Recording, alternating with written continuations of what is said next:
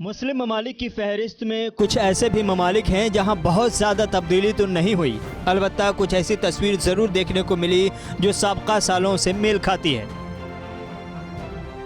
Iran का नाम ऐसे ममालिक की फहरिस्त में पहले नंबर पर है जहां गुज़श्ता एक साल यानी 2021 में कोई बड़ी तब्दीली तो नहीं हुई, अलबत्ता कुर्सी ज़रूर बदली, नया चेहरा ज़रूर सामने आया। हसन रूहानी की जगह इब्राहिम रईसी को सदारती इंतखाब में कामयाबी मिली। हसन रूहानी पहले से ही मुल्क को इसराइल और अमेरिका के खिलाफ सफारा रखने के लिए जद्दोजहद कर रहे थे और मुल्क की आवाम को कोरोना से महफूज रखने की कोशिश में थे। तभी उनका सदारती सफ़र ख़त्म हो गया और इब्राहिम रईसी को मनसब सदारत पर विराजमान कर दिया गया। इब्राहिम रईसी के सामने भी मुल्क की मईशत, जौहरी मुआहदे पर इत्तफाक और मुल्क पर आलमी पाबंदी से निजात का बोझ, यूरेनियम अफजूदी का मामला और इसराइल से सीधी जंग, इन तमाम मसाइल के साथ इब्राहिम रईसी ने जब जिम्मेदारी संभाली तो पहली फुर्सत में अमेरिका के नर्म रवैये का फ़ायदा उठाते हुए जौहरी मुआहदे के मसले को हल करने की कोशिश की गई। ईरान ने सबसे पहले पाबंदियों को हटाने का मुतालबा किया और कुछ ऐसी शर्तें रखी जिसकी वजह से आज भी वियना में मुज़ाकरात का दौर जारी है। देखना होगा कि मामला कब तक हल होता है। दूसरी जानिब ईरान को इस वक्त इसराइल से सबसे ज़्यादा ख़तरा है, चूँकि इसराइल ईरान को अपने लिए बड़ा ख़तरा मानते हुए हमले की तैयारी कर रहा है और जौहरी हथियार से ईरान को रोकने के लिए मुसलसल तगदो कर रहा है। ईरान की मईशत, ईरान में रोज़गार और ईरान के ज़र मुबादला का मसला रोज़मर्रा की ज़िंदगी को ज़रूर मुतासिर कर रहा है।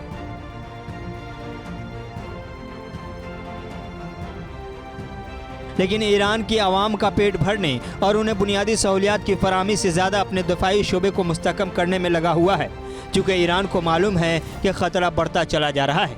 यही वजह है कि ईरान ने अपने तमाम हथियार बाहर निकाल लिए हैं और इसराइल के ख़िलाफ़ जंग की तैयारी में जुट चुका है।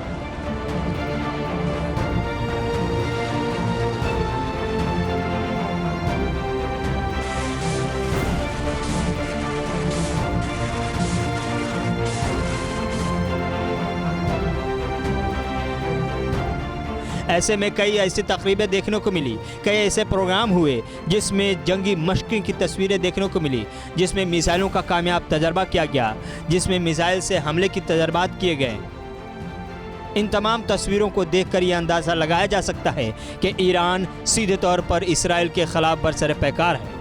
बुनियादी मसाइल, अवामी मसाइल और मुल्क के अंदर अवाम की बुनियादी सहूलियात का फुक़दान एक अलग बड़ा और पहाड़ जैसा मसला है। देखना ये होगा कि सदर इब्राहिम रईसी इसको कैसे हल करते हैं। क्या साल 2022 ईरान के हक़ में बेहतर होगा, ये देखने वाली बात होगी। लेकिन इब्राहिम रईसी के कांधों पर बोझ ही नहीं बल्कि पहाड़ जैसा बोझ है। अब आपको तेहरान से 1000 किलोमीटर दूर फ़लस्तीन लिए चलते हैं, जहां साल 2021 में सिर्फ और सिर्फ खून खराबा हुआ। फ़लस्तीन, गज़ा, यरूशलेम का मगरबी किनारा, ये वो मकामात हैं जिन्हें इसराइली दरिंदों ने साल 2021 में मासूमों के खून से लाल कर रखा था। साल 2021 को गज़ा, मगरबी किनारे और शेख जर्राह वाले कभी भी नहीं भूल पाएंगे। हमास और इसराइल के बीच 11 दिनों के खून खराबे ने जिस अंदाज में सूरत हाल को इंतहाई ख़तरनाक बनाया, इससे पहले शायद ही ऐसा कभी देखा हो।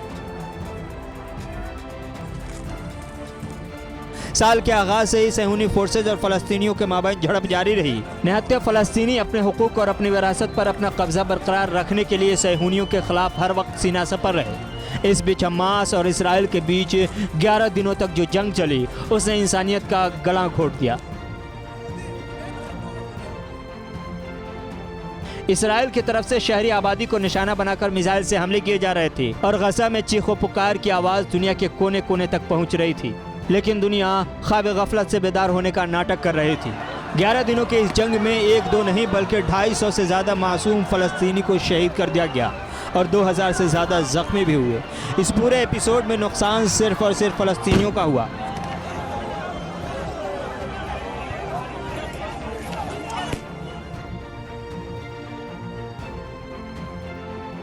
वहीं शेख जर्राह महल्ले में फ़लस्तीनियों को अपने ही घर से बेघर होना पड़ा। उसी ज़मीन और घर की लड़ाई में न जाने कितने लोगों को अपने घर के साथ साथ अपनी जान भी गंवानी पड़ी।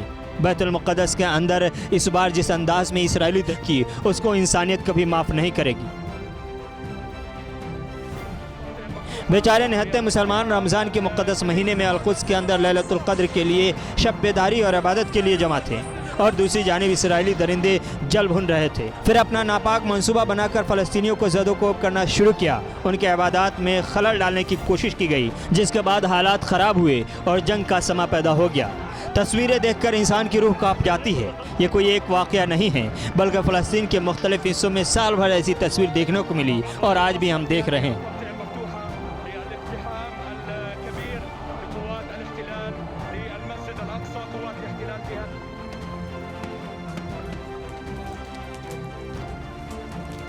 नतीजे में साल 2021 में बच्चों की शहादत के सारे रिकॉर्ड तोड़ दिए। 2019 में 28 फ़लस्तीनी बच्चे शहीद हुए थे, 2020 में 9 बच्चे शहीद हुए थे, और इस साल यानी साल 2021 में सारे रिकॉर्ड पीछे छूट गए, चूँकि 2021 में 79 बच्चों की जान इसराइली ने ले ली। फ़लस्तीन और इसराइल के दरमियान झड़प आज भी जारी है और दुनिया अपने अपने मफाद के चबूतरे पर बैठकर बयानबाजी कर रही है। निहत्ते फ़लस्तीनी कल भी अकेले थे, आज भी अकेले जंग लड़ रहे हैं और कल भी खुद लड़ते रहेंगे। इस बीच हैरानी वाली बात यह भी है कि कुछ नाम निहाद मुस्लिम ममालिक के फ़लस्तीन के हक़ में बबांगे दोहल आवाज़ बुलंद करने के बजाय इसराइल के साथ गले मिल रहे हैं और अपने रिश्ते को मजबूत कर रहे हैं। ऐसे ममालिक की फहरिस्त में सबसे पहला नाम मुत्तहदा अरब इमारात का है, जो न सिर्फ इसराइल के साथ रिश्ते बहाल कर रखा है, बल्कि तिजारत और सियाहत के शोबे में बड़ी बड़ी डील भी कर रखी है। दोनों मुल्कों के रहनुमाओं को एक दूसरे के साथ टेबल भी शेयर करते देखा गया है। इसराइल का सफारत खाना भी यूएई में खुलते देखा गया और यूएई का सफारत खाना इसराइल में फ़्लाइट की सर्विस भी बहाल हुई। यानी इसराइल से रिश्ते के नाम पर यूएई ने फ़लस्तीन को फरामोश कर दिया और खाना पूरी करने के लिए वो जुमला उछाल दिया कि फ़लस्तीन के मसले पर हमारा मौक़िफ़ पहले जैसा ही है। बहरैन, सूडान और मराकश भी ऐसे ही ममालिक हैं जिनके ताल्लुकात इसराइल से गहरे होते चले जा रहे हैं,